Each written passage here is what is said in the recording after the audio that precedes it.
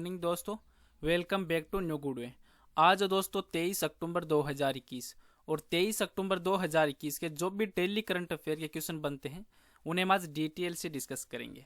आज दोस्तों 23 अक्टूबर को कौन सा दिवस मनाया जाता है? 23 अक्टूबर को विश्व हिम तेंदुए दिवस के रूप में मनाया जाता है। इसे वर्ल्ड स्नो लेपर्ड डे भी कहा जाता है। इस दिन को मनाने का मुख्य उद्देश्य ये है कि जो हिम तेंदुए है उनके संरक्षण के महत्व को दर्शाना और इस अद्भुत जो जानवर है अद्भुत इसके बारे में लोगों को जागरूक करना और इस दिन को अवैध शिकार रोकने के उपायों पर भी जोर देने के साथ साथ इसे हिम तेंदुए की जो सीमा वाले देश हैं उसमें पर्यावरण संगठन के जो संदर्भ प्रयास किए जाते हैं उनको मजबूत बनाने के लिए या मजबूत करने के लिए भी 23 अक्टूबर को विश्व हिम तेंदुआ दिवस मनाया जाता है। जो ये हिम तेंदुआ है वह काफ़ी आकर्षक और एक शक्तिशाली जानवर होता है और ये जो उबड़ खाबड़ ऊंची पहाड़ी के जैसे क्षेत्र हैं उस पर जैसे 3000 से 4500 मीटर की ऊंचाई वाले क्षेत्रों में पाए जाते हैं। आज का वीडियो आपको अच्छा लगे दोस्तों तो चैनल को सब्सक्राइब और इसका बेल आइकन है वह जरूर प्रेस करें ताकि डेली के जो मैं वीडियो अपलोड कर रहा हूँ उनका नोटिफिकेशन है वो आपको मिलता रहे। तो चलिए दोस्तों स्टार्ट करते हैं क्वेश्चन नंबर 1 से। क्वेश्चन नंबर 1 है कि भारतीय रिजर्व बैंक आरबीआई है उसने पेटीएम पेमेंट्स बैंक लिमिटेड पर कितने करोड़ रुपए का जुर्माना लगाया है? तो आंसर है 1 करोड़ रुपए का। जो भारतीय रिजर्व बैंक है आरबीआई इसने पेटीएम जो बैंक लिमिटेड है इस पर अभी फिलहाल में 1 करोड़ रुपए का जुर्माना लगाया। ये क्यों लगाया? तो केंद्रीय बैंक है उसने एक बयान दिया अपना कि पेटीएम जो पेमेंट्स बैंक है जो एक तथ्यात्मक स्थिति को नहीं दर्शा रही है और यही वजह है कि 1 करोड़ रुपए का जुर्माना लगा है। जो आरबीआई की गाइडलाइन है उसके तहत जो पेटीएम है उसमें पीएसएस की अधिनियम की धारा है 26(2) उसका उल्लंघन करने के तौर पर इसको अपराधी माना है और इसके बाद आरबीआई के द्वारा पेटीएम को एक नोटिस भी जारी किया गया है और इस पर 1 करोड़ रुपए का जुर्माना लगाया गया। अब आरबीआई है तो आरबीआई के बारे में और पढ़ लेते हैं। आरबीआई बैंक की स्थापना कब हुई?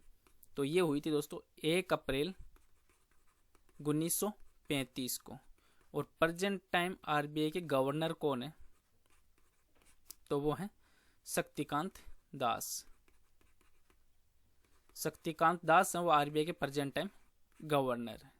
और आरबीआई की आधारण दर कितनी है भी? तो यह 6.25% और आधार जमा दर कितनी है?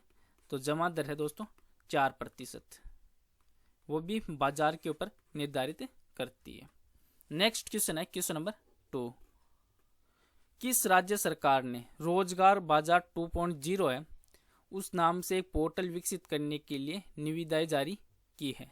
तो आंसर दोस्तों ये जो दिल्ली सरकार के द्वारा ये की गई है, दिल्ली राज्य सरकार के द्वारा जिसने रोजगार बाजार 2.0 है इस नामक से एक पोर्टल विकसित किया है और ये पोर्टल है वह दिल्ली के युवाओं को रोजगार संबंधी सेवाएं वो प्रदान करेगा और राष्ट्रीय राजधानी में नौकरी की जो तलाश कर रहे युवाओं को रोजगार से जुड़ी हुई जानकारी और आर्टिफिशियल जो इंटेलिजेंस आधारित जो भी जॉब है वो मोचिंग है वो मुहैया करवाएगी। अब दिल्ली है तो दिल्ली के प्रेजेंट टाइम सीएम कौन है? मुख्यमंत्री तो वह है अरविंद केजरीवाल और उपराज्यपाल कौन है दिल्ली के? तो वह है मनीष सिसोदिया है वो दिल्ली के उपराज्यपाल हैं। दिल्ली है तो दिल्ली कौन सी नदी के किनारे पे बसी हुई है? तो ये यमुना नदी के किनारे पे बसी है। और एग्जाम में क्वेश्चन पूछा जा सकता है कि दिल्ली का पुराना नाम क्या है? तो वह है इंद्रप्रस्थ जो महाभारत के काल से स्थित था इंद्रप्रस्थ। नेक्स्ट क्वेश्चन है क्वेश्चन नंबर 3। किस राज्य सरकार ने अपनी बैठक में मुख्यमंत्री राशन आपके द्वार योजना को लागू करने का निर्णय लिया है? तो आंसर दोस्तों ये मध्य प्रदेश की राज्य सरकार के द्वारा लिया गया है। जो कब ये निर्णय कब लिया गया था? ये 19 अक्टूबर 2021 को निर्णय लिया गया था जिसमें मुख्यमंत्री राशन आपके द्वार योजना को लागू किया गया। जो गरीब आदिवासी परिवार उनको लाभ पहुंचाने के लिए मुख्यमंत्री राशन आपके द्वार योजना वो लागू की गई और इसमें आदिवासी जो विकास खंड है उनको भी ये योजना वो लागू की जाएगा जहां पर उन ब्लॉकों को छोड़कर जो उपचुनाव वाले जिले के अंतर्गत आते हैं और इस योजना से 16 जिले और 74 उपखंड है विकास उपखंड खंडों के लगभग 7,000 से भी अधिक 7,511 गांवों को, आदिवासी परिवारों को इसका लाभ है वो मिलेगा। अब मध्य प्रदेश है, तो मध्य प्रदेश के बारे में और पढ़ते हैं। मध्य प्रदेश की राजधानी क्या है, तो वो है भोपाल। और प्रेजेंट टाइम मध्य प्रदेश के मुख्यमंत्री कौन है, तो वो है शिवराज सिंह चौहान।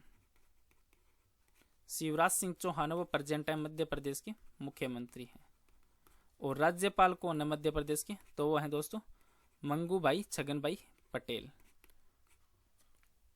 और मध्य प्रदेश में टोटल कितने जिले आते हैं, तो मध्य प्रदेश में टोटल 52 जिले आते हैं। नेक्स्ट क्वेश्चन है क्वेश्चन नंबर 4। किस भारतीय क्रिकेटर को, जो मेरी लेबोन क्रिकेट क्लब है एमसीसी, उसकी आजीवन सदस्यता प्रदान की गई है, जो ICC elite panel match referee भी रह चुके हैं, तो आंसर दोस्तों ज्वागल श्रीनाथ को। जो भारत के हरभजन सिंह है और ज्वागल श्रीनाथ को मेरी बोन क्रिकेट क्लब है उसकी आजीवन सदस्यता प्रदान की गई, और वे 16 अन्य क्रिकेटरों में शामिल हो गए हैं जिन्हें इस वर्ष से सम्मान दिया गया है। जो हरभजन टेस्ट है उसमें 417 विकेट में भारत के तीसरे सबसे अधिक विकेट लेने वाले गेंदबाज हैं। और श्रीनाथ हैं वो वर्तमान में आईसीसी एलिट पैनल मैच के रेफरी भी हैं, और इन्होंने अपने करियर में श्रीनाथ ने 315 एक दिवसीय विकेट और 236 टेस्ट विकेट वो अपने नाम किए हैं। नेक्स्ट क्वेश्चन है क्वेश्चन नंबर 5 है।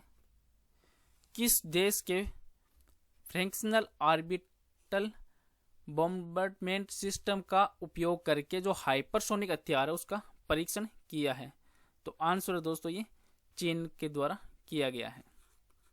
जो अभी हाल में रिपोर्ट आई है, खबरों में चल रहा है कि जो चीन की सेना है उन्होंने हाल में 2 हाइपरसोनिक हथियार परीक्षण किए हैं, जिसमें परमाणु हथियार ले जाने में जो सक्षम है हाइपरसोनिक ग्लाइड वाइन, उनको लॉन्च करने के लिए चीन ने अपने सबसे पहले फ्रैक्शनल ऑर्बिटल बॉम्बार्डमेंट सिस्टम है FOBS उसका उपयोग करते हुए एक इस रॉकेट का परीक्षण किया है। और चीन के द्वारा अगस्त में दूसरा जो हाइपरसोनिक परीक्षण है उसके करने की भी सूचना भी मिल रही है।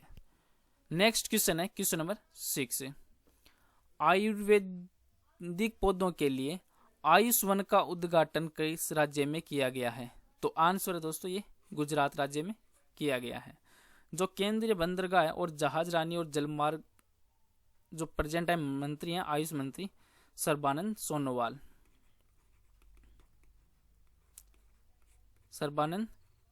सोनोवाल है, इन्होंने गुजरात के गांधीधाम में आयुर्वेदिक पौधों के लिए एक आयुष वन का उद्घाटन किया है, जिसमें आयुष वन है वो दीनदयाल पोर्ट ट्रस्ट के द्वारा आवंटित हुई 30 एकड़ भूमि उसमें स्थापित किया गया। और शहरी क्षेत्र में हरियाली बढ़ाने और कच्छ के क्षेत्र में वृक्षारोपण का घनत्व बढ़ाने के लिए वृक्षारोपण वो भी किया जा रहा है। अब गुजरात है, तो गुजरात की राजधानी क्या है, तो वो है दोस्तों गांधीनगर। गांधीनगर वो गुजरात की राजधानी है। और प्रेजेंट टाइम गुजरात के मुख्यमंत्री कौन है, तो वो है भूपेंद्र भाई पटेल। और राज्यपाल कौन है गुजरात के, तो वह है आचार्य देवव्रत। आचार्य देवव्रत वो प्रेजेंट टाइम गुजरात के राज्यपाल है। अब गुजरात है, तो गुजरात की स्थापना कब हुई, तो ये हुई 1 मई 1960 को। और गुजरात में टोटल कितने जिले हैं, तो वो गुजरात में टोटल 33 जिले हैं। नेक्स्ट क्वेश्चन है क्वेश्चन नंबर 7। तलपियट कब्रिस्तान है वह किस देश में स्थित है, तो आंसर है दोस्तों ये इजराइल में स्थित है। इजराइल के अंतर्गत जो तलपियट कब्रिस्तान है वो काफी खबरों में चल रहा है, क्योंकि जो विदेश मंत्री हैं M जयशंकर, इन्होंने इस जगह का दौरा किया और उन सभी भारतीय सैनिकों का कब्रिस्तान है जिन्होंने प्रथम विश्व युद्ध के दौरान इस क्षेत्र में अपने प्राणों की आहुति है वो दी है, जो देश के नाम की है, जिसमें लगभग 900 भारतीय सैनिक हैं। उनको यरूशलेम जो रामले और हाइफा के कब्रिस्तानों में दफनाया गया है। जो भारतीय सेना हर साल 23 सितंबर को 3 बहादुर भारतीय जो कैवेलरी रेजिमेंट है उनको सम्मान देने के लिए हाइफा दिवस के रूप में भी 23 सितंबर को प्रत्येक वर्ष मनाती है। नेक्स्ट क्वेश्चन है question number 8। Common central secretariat के निर्माण के लिए कौन सी फर्म वह सबसे कम बोली लगाने वाली कंपनी है वह बनकर उभरी है, तो आंसर है लार्सन एंड ट्रूब्रो लिमिटेड।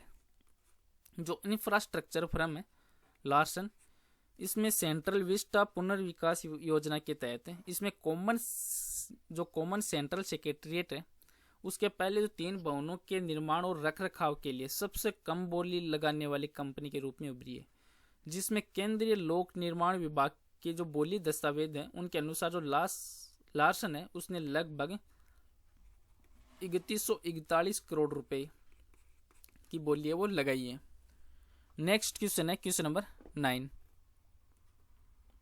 भारत और किस देश के साथ देश ने खनन और इस्पात है उस क्षेत्र में सहयोग करने के लिए एक समझौता ज्ञापन है उस पर हस्ताक्षर है वो किए हैं? तो आंसर दोस्तों रूस के द्वारा, भारत और रूस के द्वारा।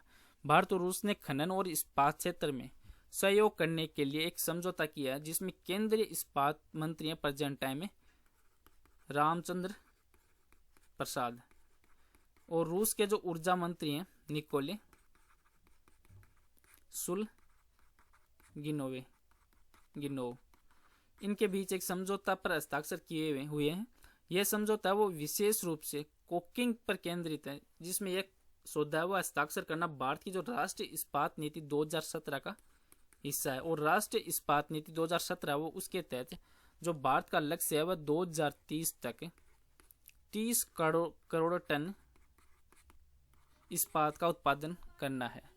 और आज का नेक्स्ट और लास्ट क्वेश्चन है क्वेश्चन नंबर 10। गुजरात सरकार ने अयोध्या में श्री राम जन्मभूमि तीर्थ यात्रा के लिए आदिवासी समुदाय से संबंधित प्रति व्यक्ति है वो कितने रुपए की वित्तीय सहायता देने का फैसला किया है?